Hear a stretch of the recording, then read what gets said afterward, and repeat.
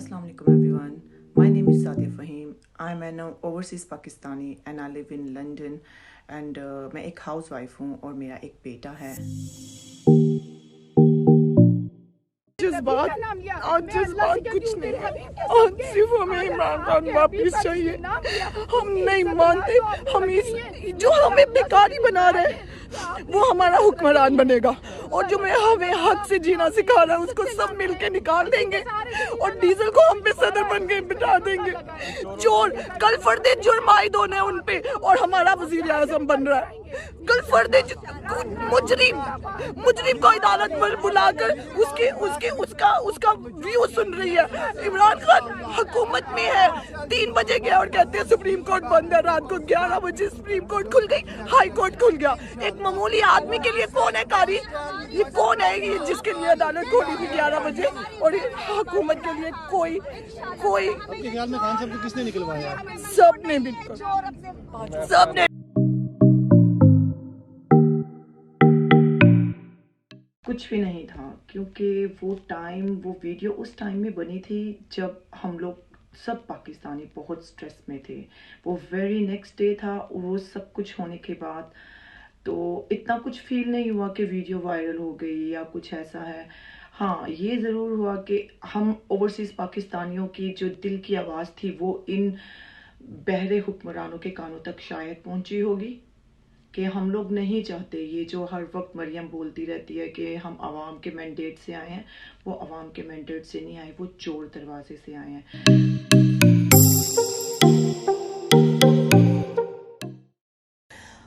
बहुत proud feel हुआ।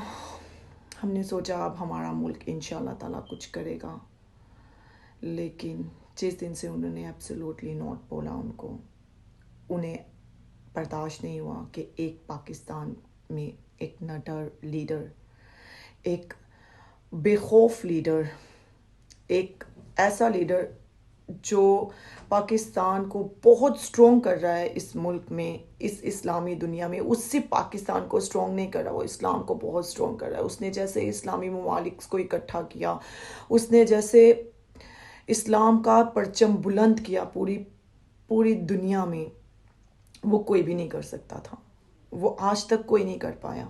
ये जो हम लोगों के कंट्री में भी मौलानास बनकर बैठे हैं और इस्लाम के नाम पे इतना खाते हैं, मुल्क को नोच कर उजाड़ कर रख दिया इन्होंने पाकिस्तान को इस्लाम के नाम पर। आज तक इतना सा कुछ कर नहीं सके इस्लाम के लिए और वोट जब भी मांगने जाते हैं इस्लाम के नाम पर मांगने जाते हैं। मौलाना फजलुर रहमान, एक और जो पार्टी हमारी बनकर बैठी हुई है इस्लाम के नाम पर, कुछ भी नहीं किया इन्होंने आज तक इस्लाम के लिए। वो इंसान ने आंखों में आंखें डालकर अमेरिका से बोला एब्सोल्युटली नॉट। कितना प्राउड फील किया हमें। और आप जानते हैं कि उनके अपने लोग इस चीज को कितना अप्रिशिएट कर रहे थे।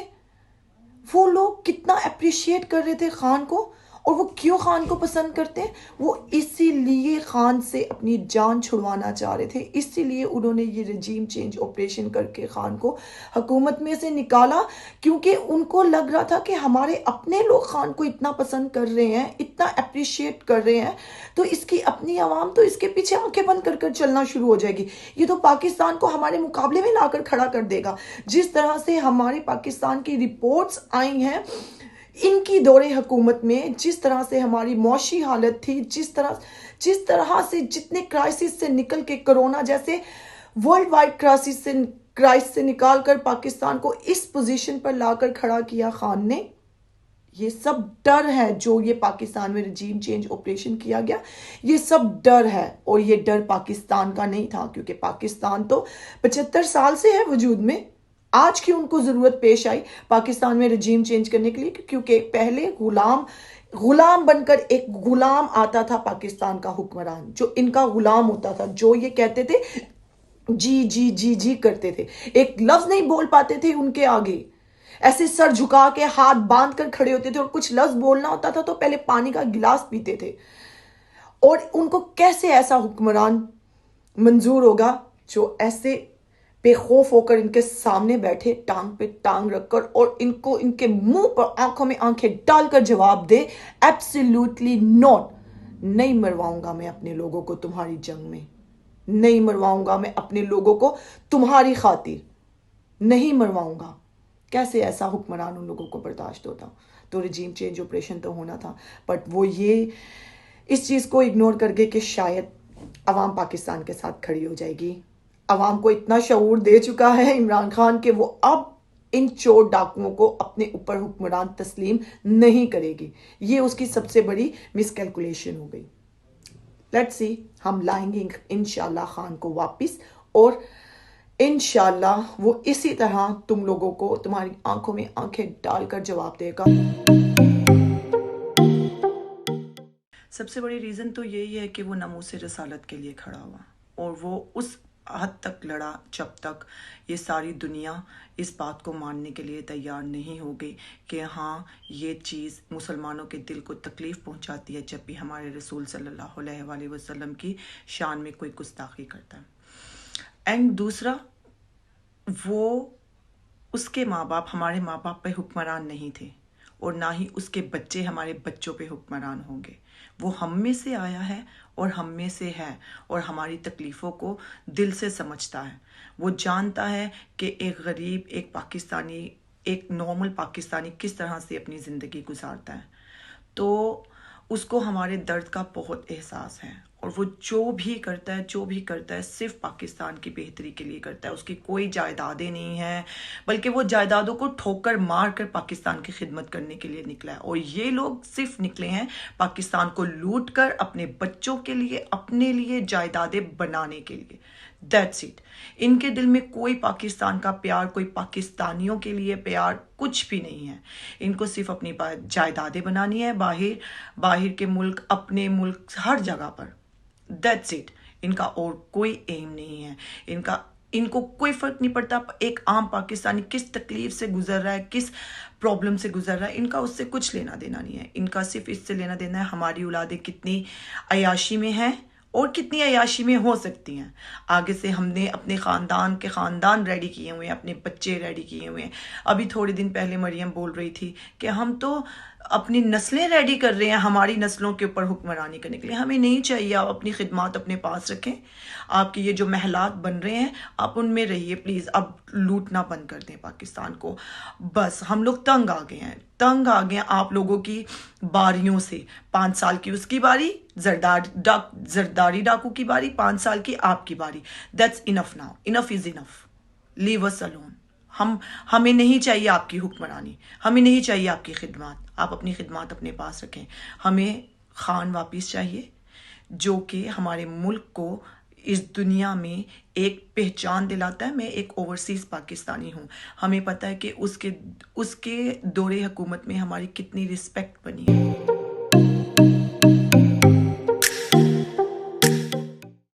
रीसेंट सिचुएशन इन पाकिस्तान, इन लोगों ने फिर पाकिस्तान के लोगों का मैंडेट चुराने की कोशिश की।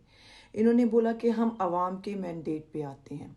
आप लोग आवाम के मैंडेट पे नहीं आते, आप हमेशा आवाम के मैंडेट पे डाका डालते हैं।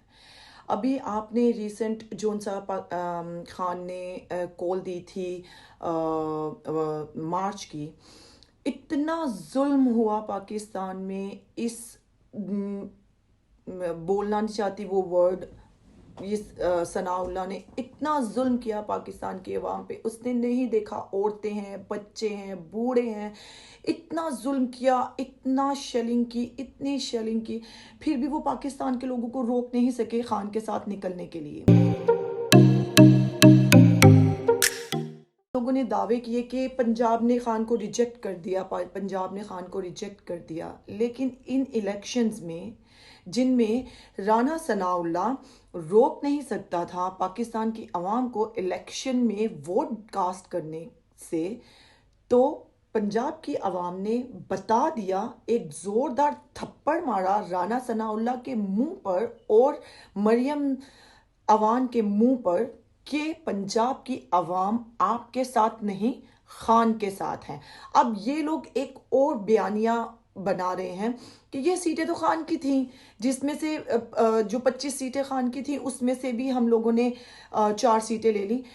प्लीज़, हम लोग एक आम आवाम होके हम में इतना शऊर है, हम इतने अपडेट हैं, आप भी अपडेट हो जाए। पूरी सीटें खान की नहीं थी, 9 सीटें खान की थी, बाकी सब आज़ाद उम्मीदवार उसके साथ आकर मिले थे। अभी जब नए इलेक्शन हुए हैं, इन 25 सीटों में से 5 खान को उसकी अपनी मिल गई और बाकी जो उनसे 15 सीटें हैं, जो कि वो 9 जीता था, इस बारी वो 15 सीटें पंजाब से जीता है। लाहौर की 4 सीटों में से 3 सीटें उसको मिली हैं, तो उसके वोट बैंक में इजाफा हुआ है। आप लोगों का वोट बैंक बड़ा नहीं है। आप लोग जो बोल रहे हैं 3 सीटें आप ले ली, आपने खान से 3 सीटें छीन ली, नहीं, वो आपने आज़ाद उम्मीदवार की 2 नंबर तरीके से छीनी है, वोट पर डाका डालकर। और वो सब हम लोगों को तब पता चला कि ये 3 सीटों पर ही क्यों डाका डाला गया, ये पिंडी की सीट इतनी ज़बरदस्ती से क्यों छीनी गई।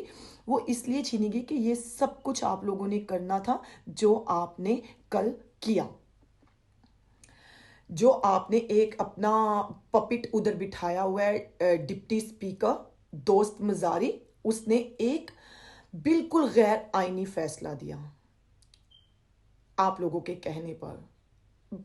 अवाम का मैंडेट फिर आपने छीनने की कोशिश की। लेकिन हमें बहुत उम्मीद है अपनी अदालत से, अपनी अदलिया से, इंशाल्लाह वो इस अवाम को इंसाफ देगी और मंडे को इंशाल्लाह परवेज़ इलाही जो है वो दोबारा वज़ीर आला पंजाब बनेंगे और हम इंशाल्लाह जल्द अज जल्द जनरल इलेक्शन आप लोगों से छीन कर लेंगे।